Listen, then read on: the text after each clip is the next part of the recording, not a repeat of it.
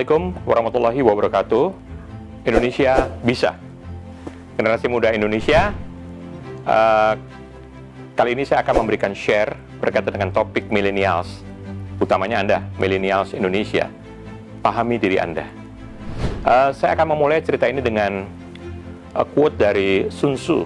Ini adalah merupakan jenderal perang legendaris dari Cina yang sebetulnya terjadi di sebelum Masehi. Dia hidup sebelum Masehi dan teori-teori perangnya dipakai oleh generasi-generasi sesudahnya dalam Perang Dunia 1, 2 ya, untuk dijadikan strategi perang dengan sangat luar biasa. Quote-nya yang menarik adalah sebagai berikut. Sun Tzu mengatakan bahwasanya kondisi pertama, kalau Anda dalam perang ini mengenali kekuatan dan kelemahan diri Anda dan juga mengenali kekuatan dan kelemahannya lawan, maka bisa dipastikan Anda akan cenderung menang di setiap perang Anda. Yang kedua, kalau Anda mengenali kekuatan dan kelebihan Anda, tapi tidak mengenali lawan, maka dipastikan Anda mungkin cenderung menang, namun dengan korban yang berlebihan atau berdarah-darah. Dan yang ketiga adalah ketika Anda tidak mengenali keduanya, tidak mengenali kelebihan dan kekurangan Anda dan juga lawan, maka dipastikan Anda akan cenderung kalah di setiap peperangan.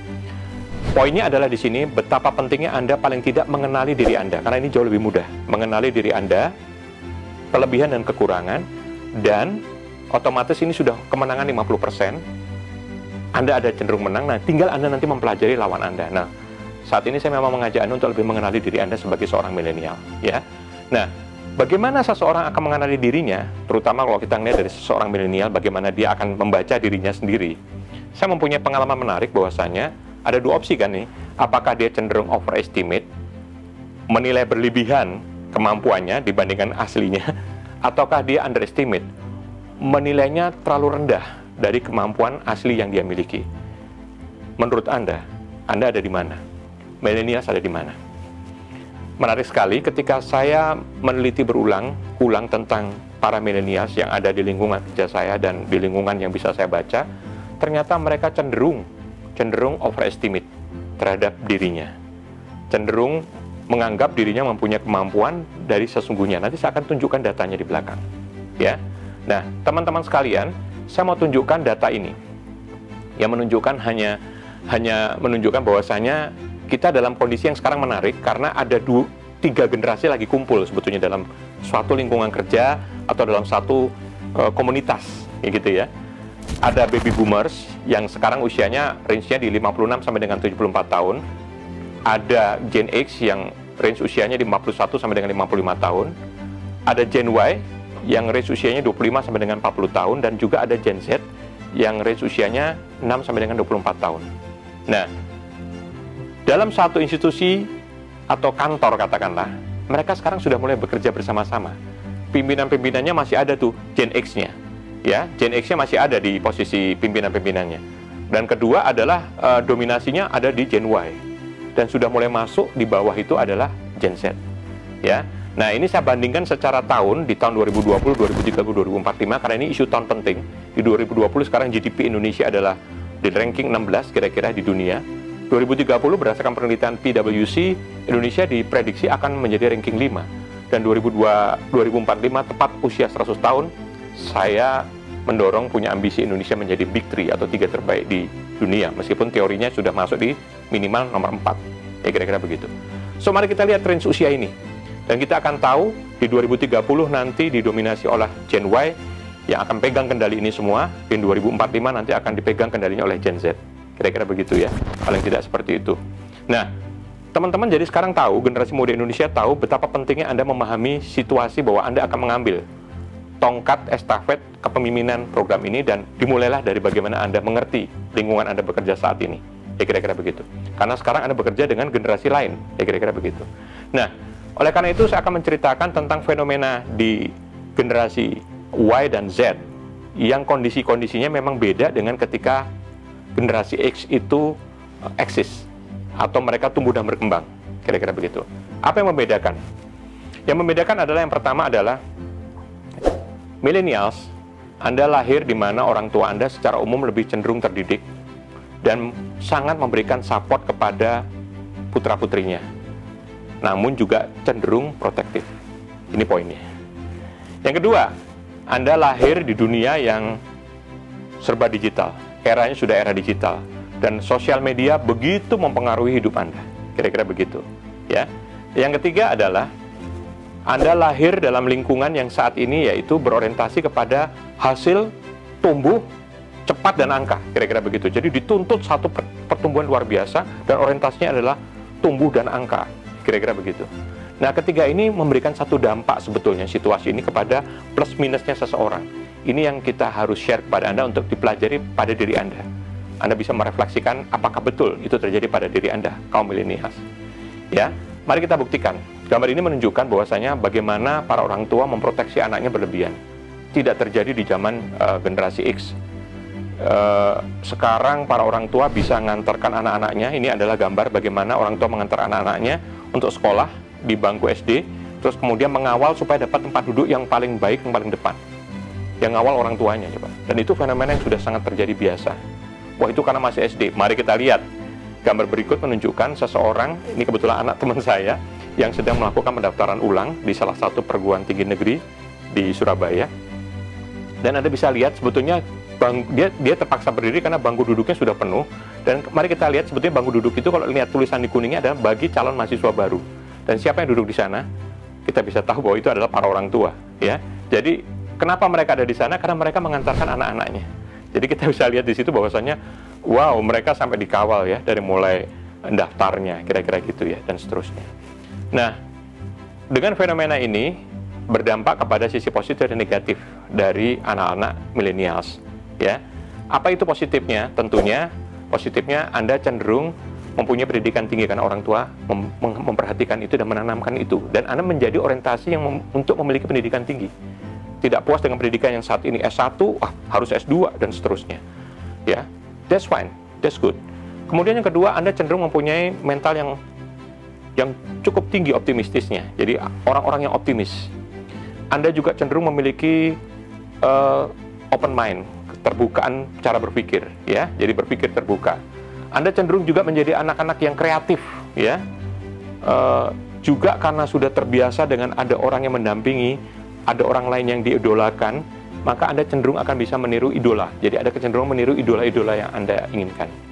Nah, hal terpenting juga karena interaksi terdekat itu menjadi penting, Anda cenderung dipengaruhi keputusannya oleh para peers Anda atau para teman-teman di lingkungan Anda yang terdekat. Karena memang peers ini menjadi influencer terkuat Anda. Sisi negatifnya adalah berdasarkan penelitian banyak komplain dan menuntut. Ini versi Gen X menilai Anda, ya.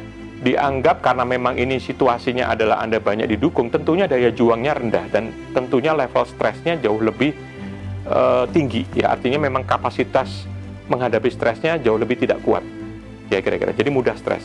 Anda cenderung menjadi tidak sabar dan menginginkan semua proses itu berjalan cepat, ya. Seperti halnya yang juga mereka lakukan. Jadi mereka udah nggak sabaran, maunya duluan lah, kira-kira begitu. Dan cenderung juga tidak peka dan cenderung juga meremehkan tugas-tugas yang diberikan. Gampang itu, nanti beres, kira-kira begitu. Ini penilaian Gen X kepada Gen Y dan Gen Z, ya, yang sudah bergabung dalam satu tempat yang sama. Kondisi kedua yaitu bercerita tentang bagaimana Anda sudah masuk dalam era digital, serba digitalisasi, serba gadget, serba sosial media. Apa sisi positifnya? Sisi positifnya adalah Anda tentunya menguasai teknologi savvy. Bisa dibilang positif, Anda cenderung ada pengakuan sosial, ya, berorientasi pada pengakuan sosial, ya. Itu kan terasa sekali. Setiap Anda upload apapun, siapa yang like, siapa yang melihat, itu menjadi penting buat Anda. Kemudian karena Anda sudah biasa dengan kerja digital yang bisa dilakukan secara bersamaan, Anda cenderung menjadi orang yang multitasking, bisa melakukan semuanya bersama-sama. Nah, ini kelebihan yang luar biasa. Namun ada sisi negatifnya dengan situasi ini, yaitu kemampuan komunikasi langsung Anda itu relatif rendah. Komunikasi langsung itu adalah face to face, ya, lebih human side-nya dilihat itu relatif rendah karena buat Anda everything is done by gadget, ya. Kemudian cenderung juga menjadi boros karena memang kalau dilihat penelitiannya bahwasanya ketika seseorang itu di rumah dan dia di luar, ternyata ketika di rumah dalam era pandemi seperti sekarang memang mendorong boros karena memang setiap hari dia bisa melihat semua belanja online dan cenderung ingin belanja karena belanja itu jadi mudah dan pilihannya jadi banyak. Tentunya yang ketiga adalah mudah juga, maunya cenderung mudah karena didukung oleh teknologi. Karena memang teknologi ini sangat memudahkan kita semua. Jadinya everything kita maunya serba mudah dan cenderung juga menjadi tidak sabar. Ini adalah hal-hal yang memang harus diterima dari sisi negatifnya dengan dampak ini. Nah, kondisi ketiga berdampak kepada apa? Kondisi ketiga adalah dampak dari tuntutan lingkungan, menuntut agar semuanya serba cepat, orientasinya adalah hasil dan angka. Sisi positifnya, Anda menjadi orang yang kalau kerja cepat, kerja itu sistematis. Anda cenderung orang yang fokus pada target, ya, dan Anda cenderung menjadi orang yang menuntut eksistensi, ya. Eksistensi menjadi sangat penting dalam situasi ini, kira-kira begitu. Nah, tentunya karena semua proses berjalan cepat, Anda cenderung menjadi orang yang ini udah selesai, pindah ke lain, yang mencari pengalaman, ya. Jadi pencari pengalaman itu menjadi isu penting. Tapi ada dampak sisi negatifnya di sini. Apa itu? Kecenderungannya menjadi cepat puas diri. Ya, Anda jadi cepat puas diri. Udah sukses nih kita nih sampai di sini, kira-kira gitu. Kemudian juga kecenderungan punya loyalitas yang rendah. Karena apa? Karena orientasinya adalah mencari pengalaman. Buat saya saya harus stay di satu tempat. Tapi buat saya ini sekedar pengalaman, kira-kira begitu. Dan kemudian yang kedua adalah ingin cepat dalam semua proses. Prinsipnya hampir sama dengan kondisi sebelumnya. Ya, karena ini didukung oleh suasana yang memang kerjanya seperti itu. Orientasinya nyaman and fun, dan orientasinya more for less. More for less bisa menjadi sisi positif, bisa menjadi sisi negatif. Tapi maunya adalah saya harus mendapatkan lebih dari sesuatu yang saya keluarkan sedikit. Oke? Nah, sekarang penting buat Anda untuk melihat kalau ini tadi adalah versi kacamata yang kita buat evaluasinya, bagaimana Gen X melihat Gen Y.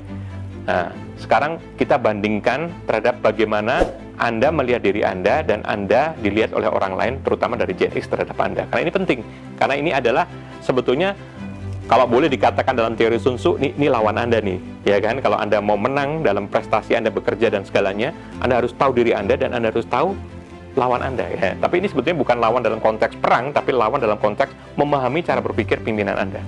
Nah, mari kita lihat gambar ini. Dalam infografis ini terlihat bahwasanya kalau Anda menilai diri Anda sendiri, Anda kelihatan balance, ya. People savvy Anda 65%. Arti people savvy ini berorientasi kepada orang gitu. Kemudian teknologi savvy-nya 35%. Keloyalan Anda terhadap institusi Anda itu tinggi sekali, 82%. Ini Anda menilai Anda.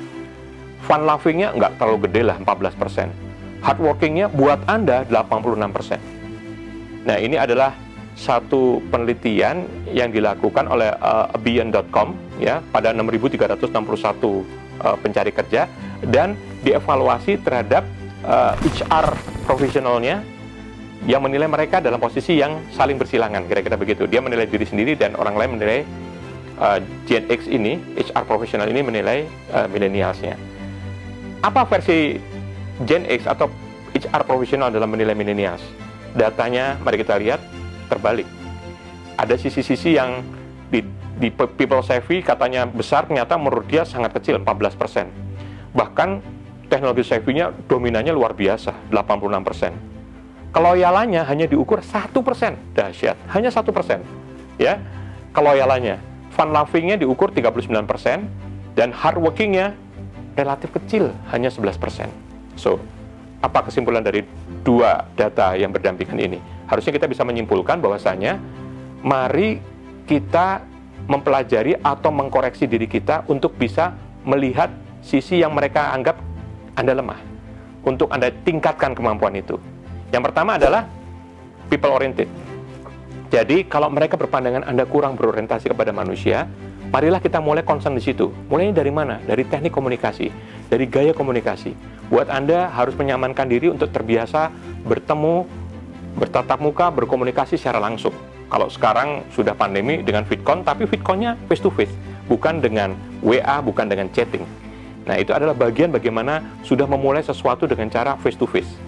Kemudian yang kedua adalah keloyalan, ya. Jadi bagaimana gini, keloyalan ini terkait juga bukan terkait hanya pengalaman, tapi kenyamanan juga. Biasanya ketika kenyamanannya dianggap rendah sedikit, maka cenderung Anda dinilai tidak loyal lagi. Padahal kenyamanan itu akan selalu naik turun, dan dedikasi itu akan timbul memang di dalam kondisi-kondisi yang memang naik turun seperti ini. disitulah Anda diuji dan memang Anda harus menunjukkan Anda tetap ada di tempat yang sama ketika kondisinya tidak senyaman yang Anda kira juga. Karena memang prosesnya akan seperti itu dimanapun nanti Anda akan berada. Ya, jadi ini keloyalan menjadi isu dan Anda harus concern ke sana. Dan yang terakhir adalah hardworking. Artinya, menarik buat saya, sangat bertolak belakang. Anda merasa sudah melakukan banyak hal, tapi di mata Gen X, Anda dianggap dikatakan ini masih belum maksimal, ya, ini masih belum oke, ya, masih banyak yang bisa dilakukan. So, koreksilah diri Anda, apakah Anda sudah melakukan itu lebih dari yang seharusnya? Karena hard berarti lebih besar, harder berarti lebih keras daripada normalnya. Nah, kalau Anda mempelajari 3 poin ini, rasanya Anda akan dinilai positif sekali oleh pimpinan Anda yang kebetulan generasinya bisa berbeda. Atau milenials yang generasinya juga agak awal. Ya, dia akan cenderung mempunyai sikap dan perilaku yang sama dengan Gen X. Saya rasa itu yang mau saya berikan. Semoga bermanfaat buat generasi muda Indonesia, para milenials. Terima kasih. Wassalamualaikum warahmatullahi wabarakatuh. Indonesia bisa.